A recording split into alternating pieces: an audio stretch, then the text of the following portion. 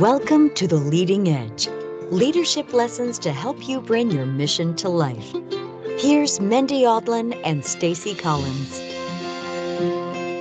We all know that the principles of spiritual growth are universal, so it makes sense that we would aspire to bring them to everyone, right?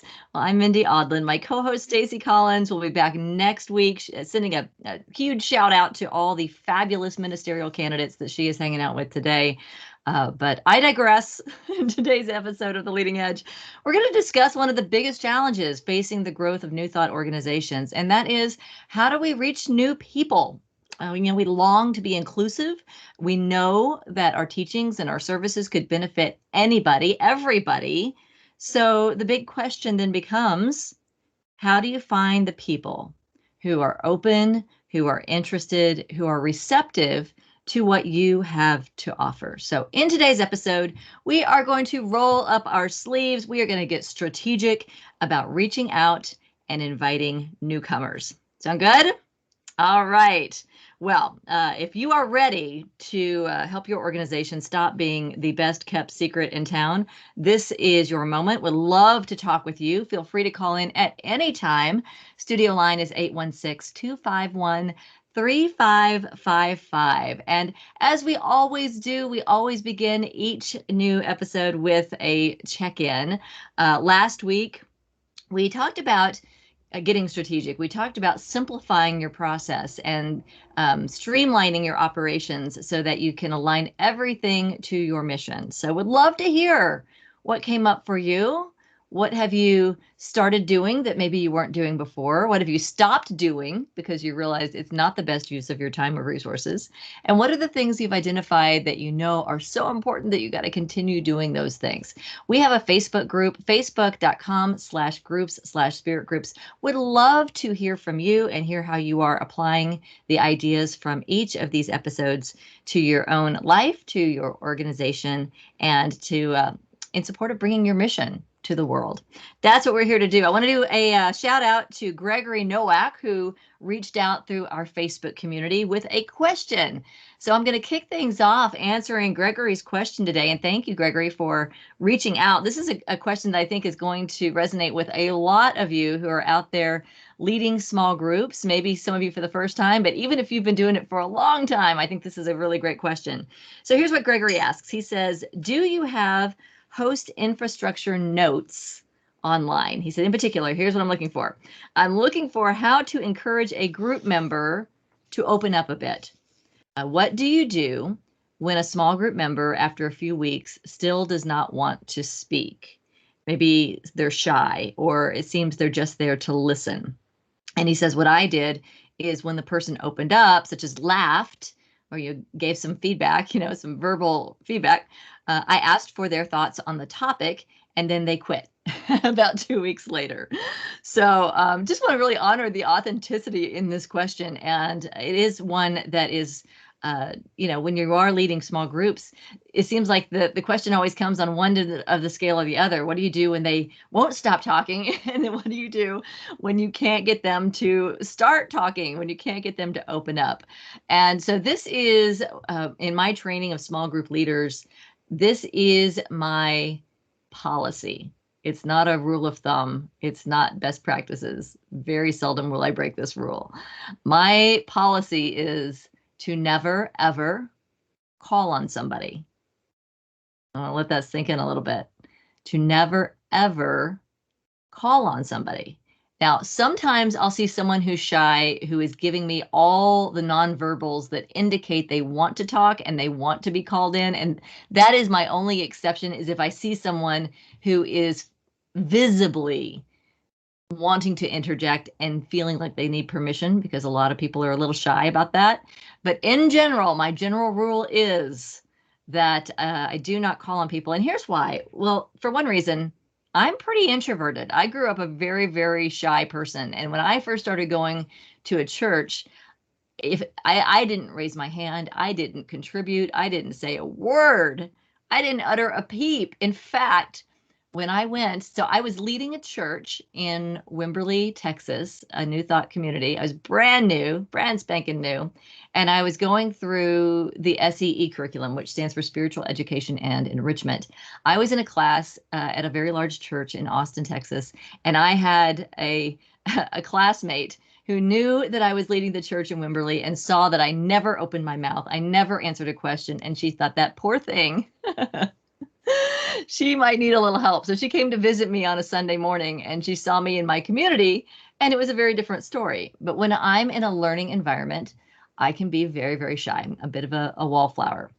People sometimes are surprised by that, but I can relate to those of you who are in a group where maybe you don't know people or you're still trying to check it out. Sometimes people are going through some really difficult things and they're nervous that if they say anything, they're going to lose it. And so, they hold back. And one of the best things that we can do as group leaders is hold the space and feel comfortable. It's not about them having to do anything. There's no attachment to them needing to say anything or do anything. So here's a couple of facilitator tricks. One thing that we do is we give everybody a chance to check in. That's what we're doing right now, is everybody has a chance to check in. And it's easier to do this in person because you can go around the circle and people can kind of know, oh, here it comes. It's going to be my turn. Now, people always have the option to pass if they want to, but it at least goes to them. They get the floor. They get the talking stick. In an online environment, if you're doing your small groups on Zoom, you can do sort of the same thing where you say, I'm just going to go around my screen. I'll just go to whoever is next on my queue, whoever came in first. I like to say whoever came in first. I'm just going to go around. If you don't want to say anything, just say pass. And that way, no one's really put on the spot, but everybody has an opportunity. Some people, and I will say this as a shy person, if you invite them to speak, they're wanting to speak, but they don't feel comfortable interjecting. And the worst thing you can do for a shy person is to call on them. Like, hey, Mindy, what do you think? I'm like, oh, I didn't feel prepared enough to raise my hand. So it kind of throws my energy off.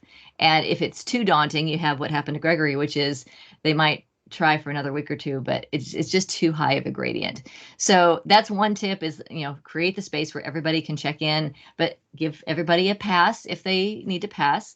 And then the other thing that I would say is a really good idea is if you have particularly certain people in the group that tend to be more dominant in the group and others who are having a hard time jumping in, as the facilitator, you can say things like, let's hear from, or not let's hear from. How about if there's anybody who hasn't had a chance to share yet? I'd love to hear from anybody who hasn't had a chance to share. So you're not calling anybody out by name, but you're giving people an opportunity. You're giving a message to those who are very vocal to step back for a moment, and you're giving space to those who haven't said anything yet. So those are a few facilitator tips. I hope it's helpful, Gregory. Thank you so much for listening and for reaching out. And most of all, thank you for stepping into leadership. Leading a small group is one of the most transformational experiences that you can have for yourself. And it also is one of the most powerful things you can do to create transformation in the lives of others. So thank you for stepping in to something and giving it a go. One of the reasons we have this program, one of the reasons we have this community is so we can reach out when we have questions like this and support each other in sharing ideas. So excellent, excellent question. And what I love most about this question is it kind of tees up what we're talking about today. One of the concepts that is useful when you're facilitating is the concept of building a gradient of safety. A gradient of safety. And what I mean by that is when someone comes into a small group, it's an intimate setting and they may not feel completely comfortable sharing, but they might feel comfortable sharing their name or what neighborhood they live in or their one word. I like, what's your one word that describes your day? What's your one word that describes what you hope to get out of this session? So one word is pretty low gradient. And from that one word, now they've done something little, something easy. It makes it easier to do the next low gradient thing. One of the mistakes that I've seen sometimes in small groups, particularly with very seasoned facilitators, is we love to go deep. We love to feel people opening their hearts. And sometimes we push that a little too fast. So if you have new people in a group, I know I've had somebody share with me once that he went to a men's group where the sharing went very deep and very personal, and he was asked point right about things that made him uncomfortable to share, and he didn't go back. So those are some things to think about: is how do you make it easy in the beginning, and then let the connections and the relationship foster this sharing without calling on people, without putting people on the spot. So, how does that tie into what we're talking about today? Well, today is about your organization. So, what we just did in a small group, today is about doing that with your entire organization. So, what does it look like to create a gradient for people to enter into your organization? And I will tell you, when I first got started in ministry, I botched this one so bad because we had a very large facility. We had a very small membership. We had a lot of things that needed to get done. We had huge need for volunteers, and we didn't have a lot of people to pull from. So when we would have a new person step in the door, we would pounce on them like there was no tomorrow. Like, oh my gosh, you would be a great volunteer in our youth program. Would you like to help us with our landscaping? What would you like to help us with? And I know for a fact that there were people who ran screaming out the back door because we pounced on them before we built the relationship, before we even told them what we were about, before they got connected with our mission. We were asking them to do things for us. That is backwards. So today I'm going to show you another way of looking at it. Last week, if you didn't get a chance to listen to last week's episode, I encourage you to go back, because we talk about, and it's an overview of what I call engagement strategy. Engagement strategy is the ramp up into the fulfillment of your mission. So we've talked in this series about identifying your mission. What are you here to do? And then we've talked a little bit about creating a structure to support that mission, keeping it as simple as possible so that you are doing less, but you're doing it better. And then we talked in our last episode about how to engage people. And specifically, we talked about 5 different phases of engagement. So just this is going to be a little quick review for in case you missed last week's episode. So we talked about when you are engaging people in your mission, people go through 5 levels of engagement. So the first level is they come in as explorers. They're just checking you out. They don't know anything about you. They're dipping their toe in the water. So we call those the explorers. And today we're going to talk about how do you reach those explorers? How do you know who they are? How do you invite them in? That's what we're going to do today. And then through the course of this series, we're going to go in depth into these other 4 areas. So once they're explorers, then our goal is to get them engaged. Next week, we're going to talk about engaging your explorers so they don't go running out the back door.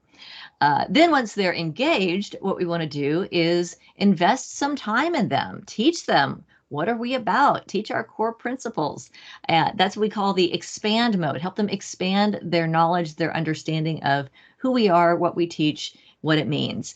And then the next step is once they have expanded, learned something new, we want them to express that teaching. So it's one thing to teach someone about volunteerism. It's another thing to have them sign up as a volunteer. They're 2 different stages of engagement. So once they are expressing the things that you're talking about, now we want to pull them into leadership. And our leadership phase, we call that the encouragers. They've been through the process. They have been onboarded. They love it. They know what you teach. They're engaged. They're living it. These are the people that we want to tap on the shoulder and say, hey, we would love for you to be a leader in our mission, bringing our mission to life by helping others go through the process that you have been through.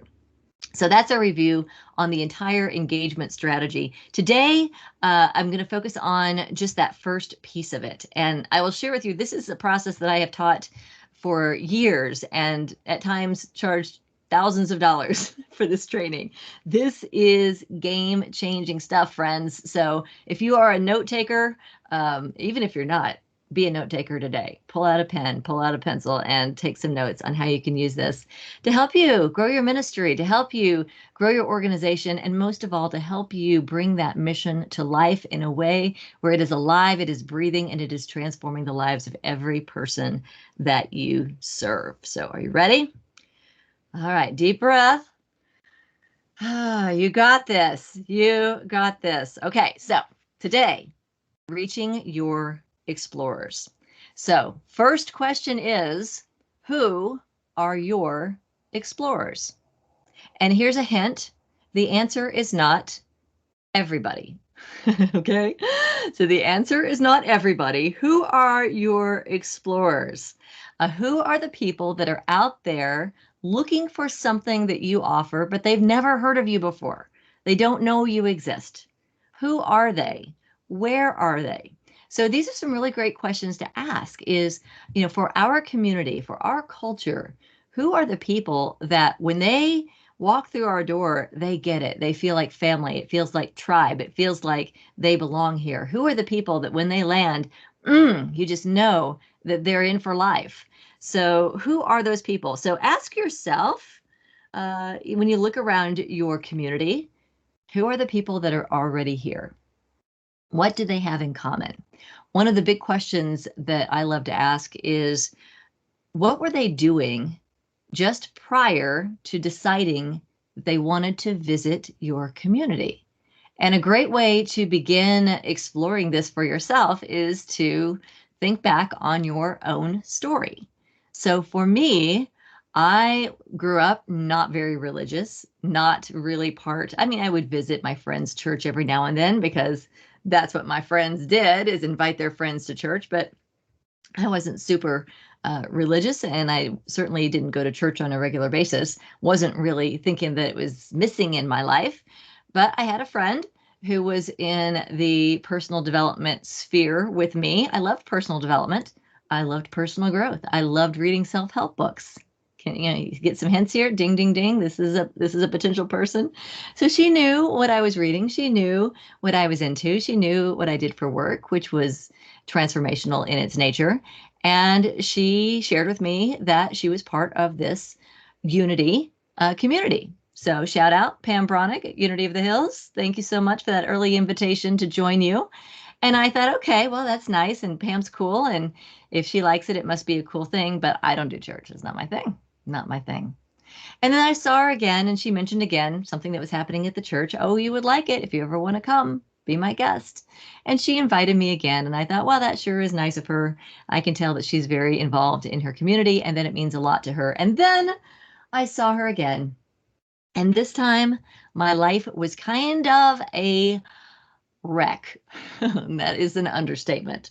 I had lost a job. I had just gone through a divorce. Was having to move out of my house. I had bottomed out. I was flatlining. And there's my friend Pam again. And she's like, I've got this great community. It's really wonderful. If you ever want to visit, would love for you to come see us. Well, I didn't visit Pam's church because I told you I was shy. That was too high gradient for me. But I did find another Unity church when I was looking, I don't know, phone book back then, maybe. So I went and visited this church, and I went once and was totally, totally hooked. Went back week after week after week. So today is about those people out there who don't know who you are, who don't know that there's such thing as a spiritual community that is different than the church that may have wounded them in the past. They're out there. And the question is, where are they and how do we reach them? And that's really what we're here to talk about today. Who are they and how do you reach them? So start by identifying your own story. So for me, that life change was a divorce. It was a job loss. It was moving. I had all those things happening at once. Those are all things that can trigger someone to look for spiritual community.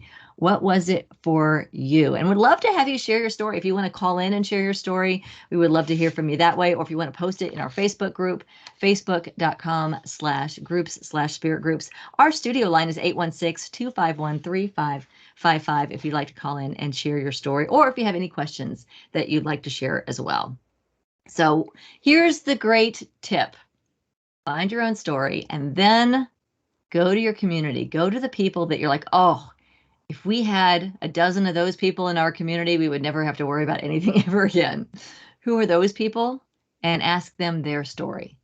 Ask them what was happening in their life just prior to saying yes to visiting for the first time. What I find in New Thought churches is very, very few of us grew up in a New Thought community. There are a few out there, but very, very few of us. Most of us something happened in our life and it caused us to start looking, or a friend invited us, or something happened and it opened the door.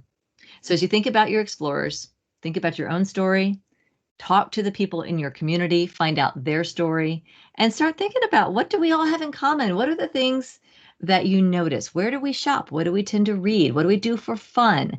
And start looking for some kind of patterns, because those can give you some hints about where you can find your explorers. So that's step one. If you're a note taker, here's your challenge for this week, is to identify, who are your explorers. Are they people who enjoy yoga? Do they read O Magazine? Do they watch the Soul series? Do they like shopping at Whole Foods? What do you know about them? Would they classify themselves as spiritual but not religious? What else? Maybe they've gone through a life transition. Maybe they're new in town. Maybe they just had kids. If you know who your explorers are, then the next step is to decide, okay, so now that I know who they are, when I come across one of these people that feels like a really great fit for our community, what do I invite them into? What do I invite them into? So this is the second part of engaging those explorers. One, identifying them when you see them, but two, when we see these people in our lives, to be able to have a really easy way to invite them to get engaged.